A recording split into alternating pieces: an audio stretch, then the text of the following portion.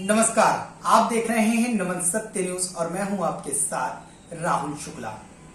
पिछले 7 सालों में आपने 3 एजेंसियों को बेहद सक्रिय देखा है, जिसमें ईडी, इनकम टैक्स और सीबीआई शामिल हैं। ऐसे में अक्सर खबरें सामने आती हैं कि कई बार मीडिया घरानों पर इनकम टैक्स का छापा लगता है, इन्फोर्समेंट डायरेक्टरेट का छापा लगता है और सीबीआई का छापा लगता है।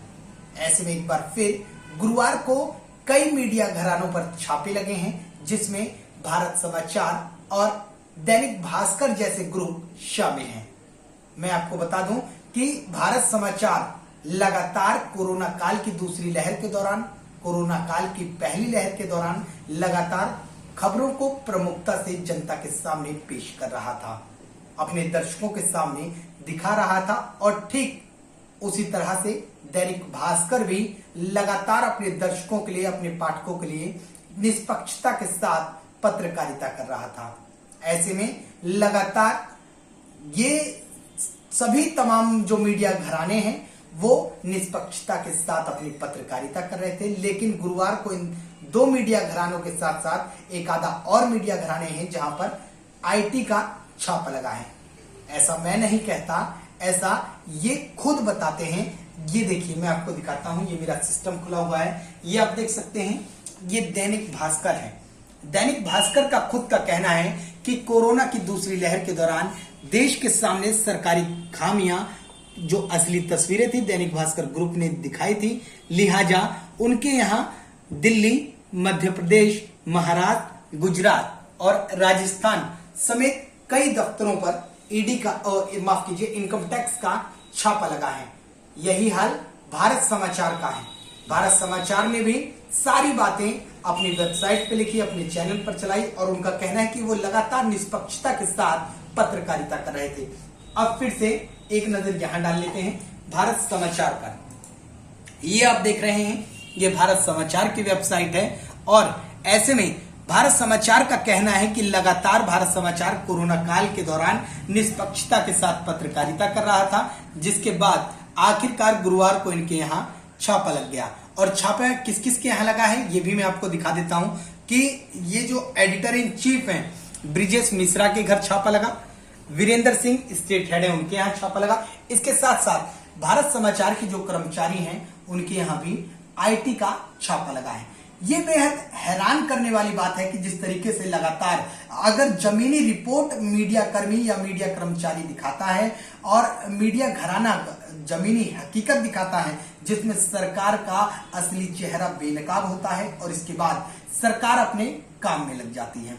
बेहद हैरान करती हैं ये बातें।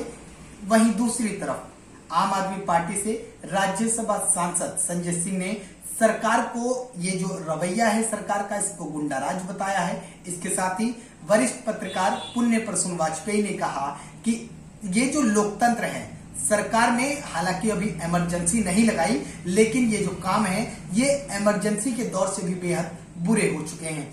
इसके साथ ही पुण्य प्रसून वाजपेयी ने यह भी कहा कि इंदिरा गांधी के समय में इंदिरा गांधी ने अभिव्यक्ति की आजादी छीन ली थी और उस समय सीधा इमरजेंसी लगा दिया था। तो तब ये समझ में आता था कि आखिरकार तानाशाही है। लेकिन ये किस तरह की तानाशाही है कि आखिरकार कोई मीडिया घराना निष्पक्षता के साथ पत्रकारिता करता है तो आप उसके यहाँ लगातार छापेमारी करेंगे। ऐसा पहली बार नहीं है, एनडीटीवी के यहाँ भी छापा लग चुका है और तमाम मीडिया घराने हैं उनके यहाँ छापा लग चुका है। अब हम नमन सत्य न्यूज अपने दर्शकों से ये कहना चाहते हैं कि हम भी उन निष्पक्ष पत्रकार में से एक हैं। हमारी भी हालत कुछ ज्यादा अच्छी तो नहीं है, हमारे हालात भी बेहद खस्ता हैं, लेकिन हम आपसे वादा करते हैं कि हम पत्रकारिता निष्पक्षता के साथ करेंगे। कोई भी कितना भी दबाव डालेगा कोई फर्क नहीं पड़ता, क्योंकि हम एक ईमानदार पत्रकार हैं। हम देश हित में पत्रकारिता करेंगे और इसके साथ ही चाहे कोई सी भी एजेंसी आ जाए, चाहे कोई सा भी थाना आ जाए, लेकिन सबको इस बात को ध्यान रखना चाहिए कि सरकारें सिर्फ 5 साल आती हैं। क्योंकि ये मैं नहीं कहता, ये अटल बिहारी वाजपेयी जी कहकर गए हैं कि सरकारें बनती हैं और सरकारें जाती हैं। आदमी को अपना समय नहीं भूलना चाहिए, क्योंकि वक्त बदलता रहता है और इसी वक्त की मार हर किसी को पड़ती है। इसलिए आप सभी से उम्मीद है कि देखते रहिए नमन सत्य न्यूज को, क्योंकि हम आपकी जो खबरें हैं उनके साथ हम किसी तरीके का कोई समझौता नहीं करेंगे। हम भी निष्पक्ष पत्रकारिता के दौर में हम अपनी पत्रकारिता पूरे प्रमुखता के साथ, जमीनी हकीकत के साथ आपको दिखाएंगे। फिलहाल दीजिए इजाजत, क्योंकि हम हैं नमन सत्य न्यूज और हम सच दिखाने से पीछे नहीं हटेंगे। धन्यवाद।